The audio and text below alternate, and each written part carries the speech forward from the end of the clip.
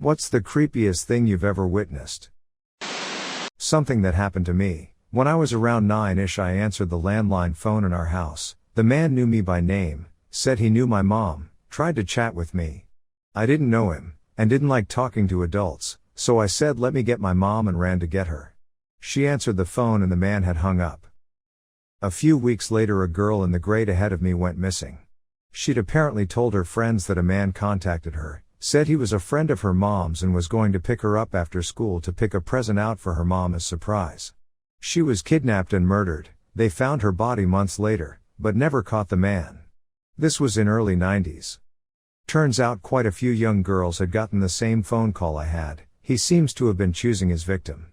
The FBI came to my house to ask me questions about that phone call. It still haunts me 30 years later. Still hoping they catch the guy. Absolutely heartbreaking. I was the sole witness to a murder. I've told this story before. I was in a Jeep with the top down, waiting for two guys on the sidewalk to stop arguing. One guy pulls a shank out of his sock and stuffs it, stiff-armed, into the other guy's eye. The crunch was sickening. He took off. I ran up, blood was spurting out of the dude's face onto the sidewalk in spurts. Long story short, dead by the time the ambulance showed up. I was going to testify in court, but the other dude pleaded guilty and got 20-ish years, I believe. It was a long time ago. Not long enough for me to forget that sound though. I witnessed someone get shot and killed. It changes you. I witnessed seeing someone who had been shot a couple times bleeding all over the sidewalk. That changed me even though I know they lived. Their eyes and that far-off stare is burned into my memory forever, I assume. This is a bit of a different take on creepy. When I was about 12, I accidentally went off-piste on a ski run and got a bit lost. I found myself on a flat expanse.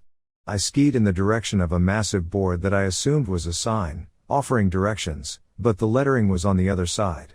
When I got around to face it, it was a danger sign warning people not to go near the lake due to thin ice. This is Australia, it's not cold enough to produce reliable ice. I realized I could have simply disappeared and perhaps no one would ever have found out what happened to me. I was skiing in an area where the cliffs are protected with net fences to keep skiers from slipping off. I took a sharp turn too fast and felt that I will smash into it. To reduce speed, I leaned in and broke as hard as I could. This made me lean so low in the turn that I slipped under the fence. My heart just stopped and I waited for the stomach lifting drop, but it never came. I just kept on sliding. Apparently they also put the fence up at a flat area. I was sure I was gone. Being a kid, witnessing my dad going through alcohol withdrawals. He would hold long conversations by himself as if he was talking to someone on the phone, and he would see things that weren't there. He then took my bike for a ride and fell over and had a seizure. I was too scared to do anything, but someone came to help and he went to the hospital for a week. Went to bed in a hotel room with the balcony door open because it was hot. Had a bad dream of a guy in a red checked shirt peering into the room, entering, and eating an ice cream at the end of the bed. When I woke up, I discovered a half-melted banana-colored ice cream between the bed and the wall. Our neighbors had a little disagreement. He evidently hit her a few too many times and she decided to knife him in the chest while he slept. She dragged his body to the closet. Then she walked to the kitchen and turned the burner on high while accidentally knocking over some paper towels or something. Then, she remembers that she is out of cigarettes and takes a stroll to the store. The heat from the blaze nearly melted our vinyl siding. Later, we watched crime scene techs use a shovel to pry him from the floor of what used to be the closet. Imagine burned chicken skin stuck to a frying pan and having to get under it with your spatula. It was a lot for one evening. It's not something that I witnessed, but something that happened to me. I have schizophrenia and I delusionally believed that I was pregnant, had morning nausea, no vomiting, abdominal distension, and several other symptoms of pregnancy. I felt the baby kicking. It happened multiple times and a gynecologist said that nothing was wrong with me physically. My mom isn't diagnosed with schizophrenia but had pretty much the same experience. Phantom pregnancies are a thing. I once worked as a server in a strip club. One member would pay me $20 plus to make an origami frog then step on it. I thought at first it was just weird, but then I learned about the crush fetish. I knew a guy who rolled himself up in a rug and stayed in the entryway of a club so people would walk on him. That was his kink. The club was cool with it and all the regulars knew what the deal was. I'm not creeped out by it, but your comment made me remember him. I was in a swamp in southern Arkansas. My uncle and I were hunting and had gotten out there pretty early. We were just sitting and waiting and then we both see this coyote walking past. The coyote looked at us for a minute, stood up on its hind legs, then walked back into the woods on those hind legs. I swear this happened. I've never seen anything like it before or since. I've seen this happen and know others who have seen it as well. It's believed to be some sort of defensive tactic of theirs. Chances are it was scared. I was living in a rental house 10 years ago. The back door was leading to a narrow enclosure adjacent to which was the neighbor's house. Their bedroom was right next to it. There was a light bulb socket in that small backyard, but I never used that place for anything, so I never put a bulb there. At night that place always remained very dark. One day my neighbor told me they could hear movements in my backyard, like someone jumping down from wall onto the concrete ground. They said it happened on multiple occasions and they think it was probably a thief. So I bought a CFL bulb and went to put it there. The socket was very high and I had to stand on a tall wooden stool to reach there. That night before I went to bed I switched it on. The switch to the bulb was inside my house, and checked the backyard, which was now fully illuminated.